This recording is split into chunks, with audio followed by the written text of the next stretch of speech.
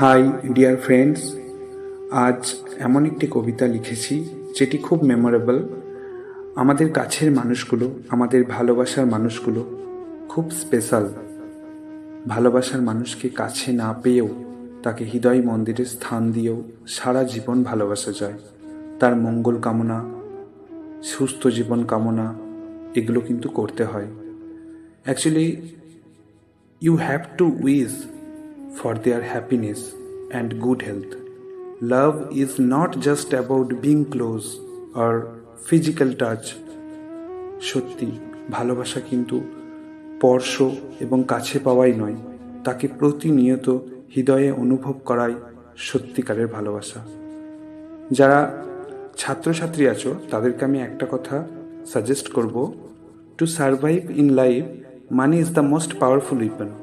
জীবনে যদি বেঁচে থাকতে চাও তাহলে টাকা কিন্তু একটা শক্তিশালী অস্ত্র। তাই টাকা ইনকাম করতে হলে শিক্ষাগত যোগ্যতা, নিজের ইন্টেলেকচুয়াল পাওয়ার, অ্যাবিলিটি এগুলো খুবই দরকার।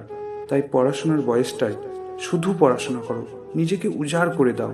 তোমরা প্রতিষ্ঠিত হয়ে সুশিক্ষিত হলে টাকা ইনকাম করবে, তখন তোমরা ভালোবাসার মানুষকে ঠিক কাছে পাবে। বাবা মা এবং বিলাভেডকে নিয়ে হ্যাপি লাইফ লিড করবে। স্পেশালি যারা এক্সটেন্ডেড ফ্যামিলিতে বিলং করছো, বাবা মা, কাকা কাকিমা, তারপর তোমরা যখন বিবাহিত হবে তাদেরখানে নিয়ে সারভাইভ করা কিন্তু খুব ডিফিকাল্ট।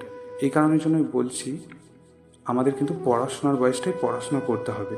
শুধু চাকরি পাবো বলেই পড়াশোনা নয়, অ্যাবিলিটি থাকলে তুমি যে কোনোভাবে টাকা ইনকাম করতে পারবে। এনিওয়ে, আমি যে কবিতাটা লিখেছি সেটা একটু আবৃত্তি করে শোনাবো। কবিতার এটাও সিম্পল নামকরণ, প্রিয়তমা। যেদিন তোমায় প্রথম দেখেছিলাম সেদিনই তোমায় ভালোবেসেছিলাম। তুমি যেন বসন্তের মিষ্টি সুরে ডাকা এক পাখি, তোমার স্নিগ্ধ কোমলতাকে দেওয়া যায় না তো ফাঁকি। তোমার মিষ্টি হাসি যেন ওই যে চাঁদের আলো, তাই তো তোমার দৃষ্টি দেখে মন হয়ে যায় ভালো। তুমি যেন প্রেম মাধুর্যের জীবন্ত এক প্রতীক, তোমায় পেয়ে হৃদয় আমার হলো সঙ্গীতিক। তোমার চোখের গভীরতায় হারিয়ে গেছি জানি, আপন ভেবে পাবো না তোমায়, সেটা তো বুঝি আমি।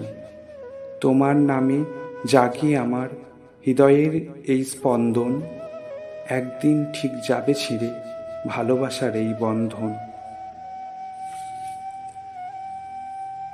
এরপর মনকে বোঝালাম, শুধু পাওয়াতেই কি প্রাপ্তি? স্পর্শ ছাড়াও ভালোবাসা যায়, হয় না তো তার সমাপ্তি।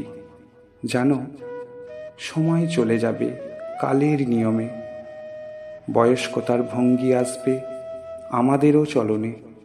হঠাৎ সেদিন দেখা হলে হয়ে যাব বৃদ্ধ, ফেলবো সেদিন চোখের জল, সম্পর্কটা থাকবে সিদ্ধ। তারপর একদিন পৃথিবী ছেড়ে চলে যাব ওই অন্ধকারের ভিড়ে, তুমিও যেন যেও একদিন গঙ্গা নদীর তীরে। হয়তো আমার আধপোড়া নাভি থাকবে অপেক্ষায়, কালচে জলের স্রোতের নিচে বাঁচবে প্রত্যাশায়। নমস্কার।